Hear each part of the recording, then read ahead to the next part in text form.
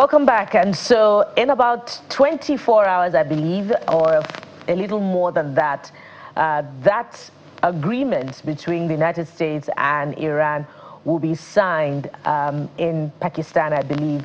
And, you know, the conflict in Iran, we hope, will come to some form of end, and the hope that there will be no more hostilities between the warring parties. And after the announcement by the President of the United States, we've seen, you know, the markets reacting with the price of crude oil going down below $84 per barrel. And of course, you know, there are expectations back home that there would be a significant impact on the pump price of petrol, because part of that agreement, of course, states that the Strait of Hormuz, where majority of the world's oil passes through, will be open. So let's find out from the experts who should know the many implications of this. And joining us on the program this morning, we have the president of PETROAN, Mr. Billy Gillis-Harry, who joins us from our Abuja studio. We also have energy expert, Mr. Olabode Shomi. He also joins us from our Abuja studio. Mr. Gillis-Harry, I'd like to start with you naturally, because, you know, when the reverse is the case, and when I say reverse, now I mean when the pump price of petrol will potentially go up, the first reaction we would see from marketers would be the price display board going blank. And when you're driving to the filling station, of course, you find the judgment right there before you in the automatic increase in the pump price of petrol, and then the prices will go up. But what we have seen here is, you know, the exact opposite, with the pump price remaining at 1,882 or 885, depending on where you're buying. And according to reports, marketers are not going to purchase, you know, based on the announcement, of course, by the major producer now, Dangote Refinery, that prices are going down. Please help us understand why that is the case. Well, I think that probably will be just an assumptive statement. First, good morning. Thank you for having us. Good morning, Nigeria. And a great day ahead for all of us.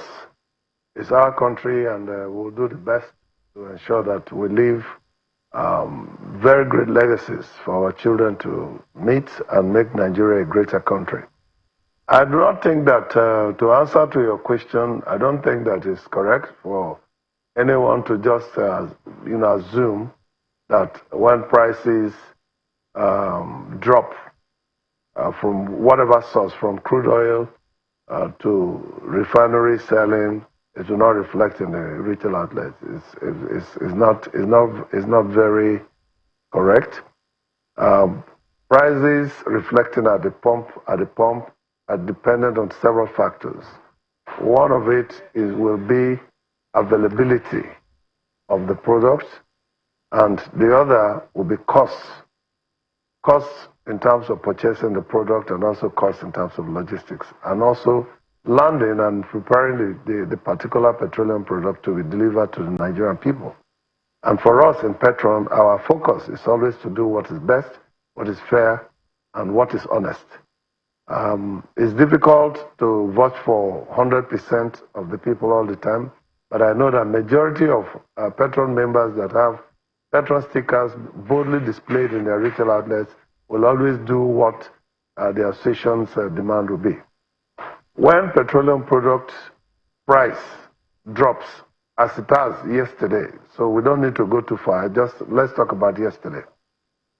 Yesterday, the speech of the President of the United States of America automatically impacted all prices and changed price protection across the whole globe. Mr. Gillis-Harry, and what has happened? It appears as if we're having challenges hearing you right now, so we'll try to fix that and get back to you. But we acknowledge, you know, your initial line of commentary in response to the question. I'm glad that you say that you can vouch for PETROAN, maybe not all other players in the sector. And that is the experience of most Nigerians. I believe that I have not presented a case that is isolated or a case that is the experience of one.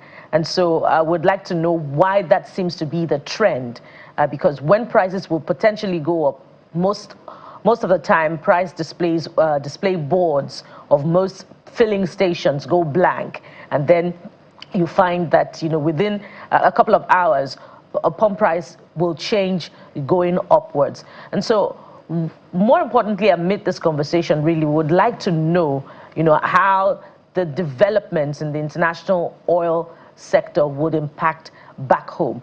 Let's take it to, hopefully that your audio would be addressed. Let's now take it to Mr. Bodeshowumi to weigh in on the same matter. Okay, thank you and good morning. Pleasure to be here once again. I think the issues are not complicated at all. And it's basically what are the factors that determine the final cost. That's where the rubber touches the road. The global price of crude oil is a factor, but a factor internationally, not necessarily here. Because in the case of Dangote, which is the primary supplier, either of gas or of some of the retail products, he has an agreement to have a percentage of his crude available from Nigeria at a fixed price based in Naira.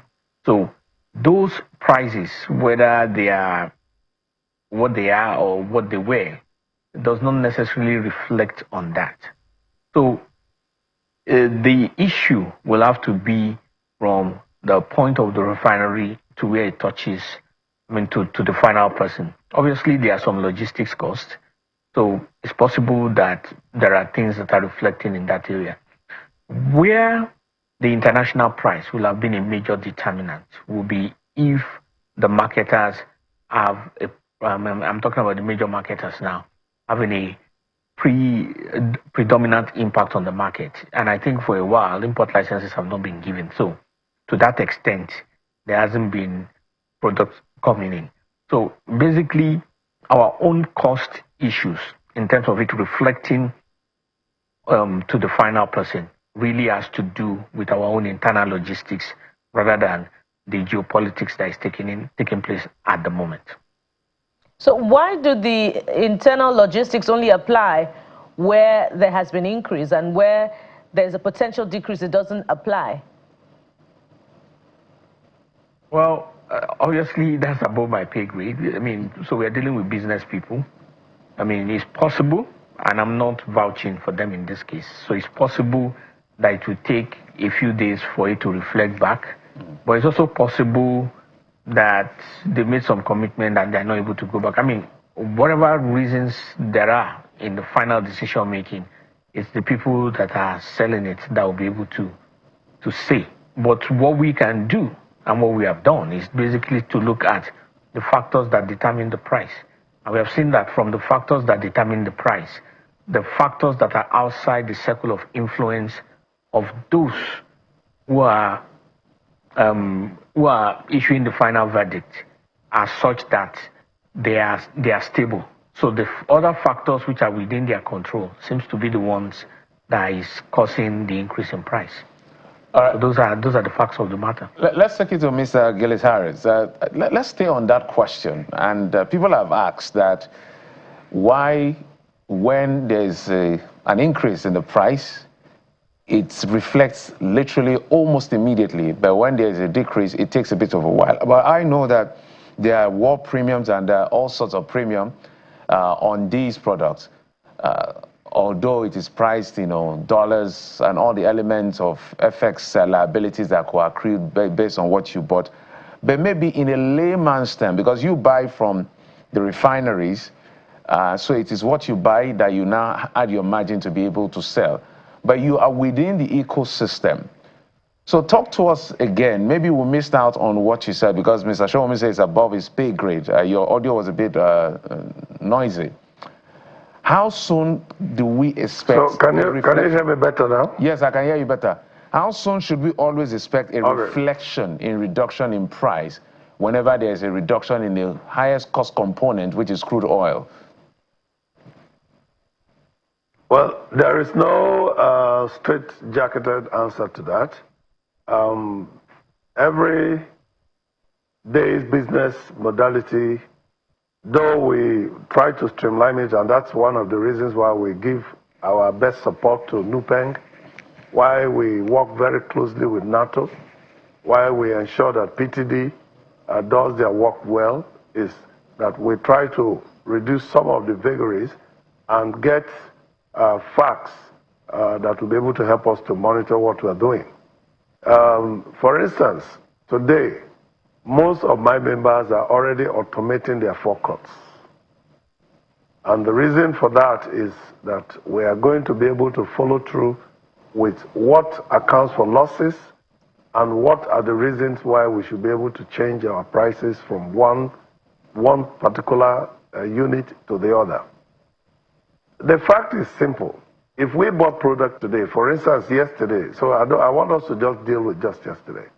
Just yesterday, the President of America has said in his own language, with things that have affected how prices are now impacting crude oil. That automatically was responded to by our premier refinery here, Dangote Refinery. And what did Dangote do? He reduced the price by 75 naira. Now, immediately that happened, it impacted the depots. The depots also reduced the price by over 60 naira. So that means they only put their price 5 naira just on top of the price for purposes of, cushioning whatever effect. Now, we buy from the depots now. And by the time we go to the depot, make our payments, load our products to get to our retail outlets, it will take a little bit of a time. My question then is... it's not going to be automatic. You said it would take a little bit of a time. It will not be automatic. Dr. Gilisari, pardon me. Yes. You said it would take a little bit of a time before you would adjust price, I believe, in this case. My question then is, why is it not the same when prices go up? It doesn't take time for the prices to reflect, because marketers then begin to sell based on the new price, what they have purchased at the old price. And that is not fair to consumers. Well, let me just attempt to give you some very clear layman understanding for it. You bought oranges, which you sell, and you're going to go back and replenish that to sell to other people, or more customers. And the one you bought was, say, 2 naira for a dozen. And then suddenly the price increased to 4 naira for a dozen. If you do not have additional resource, you cannot buy more oranges to sell to those who need orange for different things they want to do. So it's a very simple business understanding that. There must always be that advantage to look for that cushion of price that will be able to pay for the new supplies. That's one thing. The other is that maybe at the time the change of price was made, the particular retail outlet that maybe you're referring to has quite a lot of stock. And if he has stock, assuming there's a 10 naira difference and he has about 100,000 liters in storage, calculate that amount of money.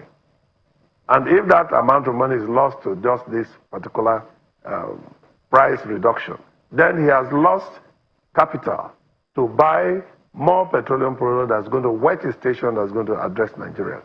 So we will appeal to Nigerians to also understand these dynamics to be able to help us to work. For instance, today, before I'm in this studio, I've spoken to so many of my zonal chairmen. I've spoken to chairmen of states. I've also spoken to individual retail outlets to be able to know who bought product, who is taking product where, and all of that. And we do this analysis and data collection every day. So it's easy for us in PETROAN to be able to look at what... I want to take it Let me finish, please. Okay. Let me finish. Let me finish. So the fact that Dangote has changed price yesterday, certainly some of us will buy product from the depots. I mean PMS, not AGO. AGO we can get from any source, but for PMS today, we are getting our PMS directly from the depots. So by the time we take our product, it's going to take a little time to transport, logistics costs to get to our retail outlets. And when it gets there, that is the issue. So we are willing to make sure that prices reflect. So that we have a clear understanding. But they must be honest. Yes, so that I don't know whether you can hear me. So we'll get a clear understanding. I'll have it take from you quickly, and then I'll take it to Mr. Shomi. So are you saying, in essence, that, so let's look at the both dynamics. When you bought at a particular price, the cost component of that particular product, this time PMS, has gone up, and you need to restock. The reason you had to increase is so that you can restock, and you don't have to go to any other source to get capital to mark up to be able to restock, if I understand you very well. Now, if, for instance... Well, let me answer that. Just let me land on the two dynamics here. I've given dynamics one as to why the immediacy, you can correct me if I'm wrong, because I'm trying to understand what you're explaining. The second part is on the reduction. So you've already stocked this expensive product, and now the product price has gone down. I mean, the highest cost component, in this case, crude oil, and in this particular case, PMS, it has gone down. Everybody's expecting the knock-on effect to also come down. Are you saying you have to finish what you have in stock first before you can effect changes to the downside, if I explain myself? And this question is also to Mr. Shomi, but let me allow you to respond. Yeah, actually, in any normal situation, that would be the idea. But in PETROAN, we also do what is called, a kind of mixture. We take a loss. Sometimes we take the loss, but we try to make sure that the loss does not impact so very heavily on the capital to be able to restock. So, for instance, I'm aware today that by close of day tomorrow, most of my members who have heavy stock are going to buy this product that is now 75 naira less. Okay? So now they will have to balance the pricing. So instead of selling at the price that you saw on the price board, you will see that the price will drastically come down. But also with effect, to the fact that it does not completely erode the trading capital. So there is no time we are not conscious that Nigerians need to be served well. And we in PETROAN, we do that with our consciousness, with our conscience. And, people say business don't have a conscience, but in PETROAN, we discuss about how we can be able to make Nigeria work better. And that's why we are even involved in the Working People United mandate, to be able to ensure that we support the president to be able to give the best to this country. All right, let's take it to Mr. Shomi. Mr. Shomi, so he's spoken from the point of a stakeholder who is in the market, who is selling this thing. Because what Bukola and perhaps a lot of Nigerians are asking is, why is it quick? Why do we see accelerated speed in increase in price when the highest cost component, which is crude oil, goes up, we see immediately, literally almost immediately. But when it comes down, it takes a bit of a while. So that's why we are debating or trying to have an understanding from the industry point of view, because the consumers expect that if it goes up that quickly, it should actually come down that quickly. So is it that it is not as simplistic as it is, or is an adequacy, how would you respond to it? Let me just leave it that way. I don't want to make it more complicated. Okay, short answer, it can reflect immediately, because the truth is that it's about logistics. It's business, it's accounting. However, it doesn't mean that it should reflect immediately, because there could be also other complications, business continuity, whatever issues the particular business may have. The exact reason why it doesn't reflect immediately is for the final the final distributor to say. But whether it can reflect immediately, yes, it can. Simply, and the logic is that if increase can reflect immediately, decrease can also reflect immediately, and they will go to the back end and do the balancing. I want you to, however, yes, just Mr. Showman, apologies. I want you to juxtapose it with the kind of volatility we saw very recently. Today is here, tomorrow is there. Today is here, tomorrow is there. How should, because for me as a consumer, as a person who buys at the petrol station, as it goes up, I want to see it, I want to buy higher. As it comes down, I want to buy it lower. But is it that the marketers and the people in the sector are saying, this volatility, if we go this pendulum, we may be out of business, so that we appreciate where they are coming from as much as they should appreciate where we are coming from? Okay, so you need to understand that I'm not directly in the business. Okay. So the exact effect of the volatility is something that I cannot speak to. I can speak to what the possible factors are. In other words, the volatility can affect the running capital of some businesses, and because it's going to affect the running capital, that's the smaller players. If it will affect their running capital, it is just normal that they will have to protect that capital before they reflect decrease in price. I mean, there's no wisdom in decreasing the price and going out of business. So those are some of the factors to look at. But when there is consistent volatility in terms of price fluctuation, it is just normal that there will be some kind of hedging.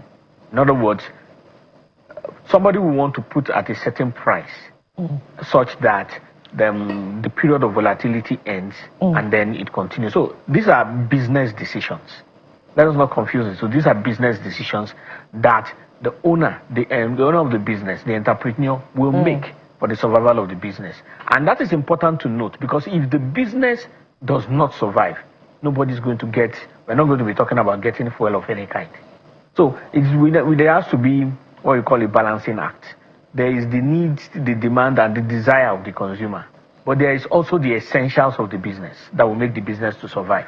So the business must have a human face, a conscience, and should we say the desire to do what is right.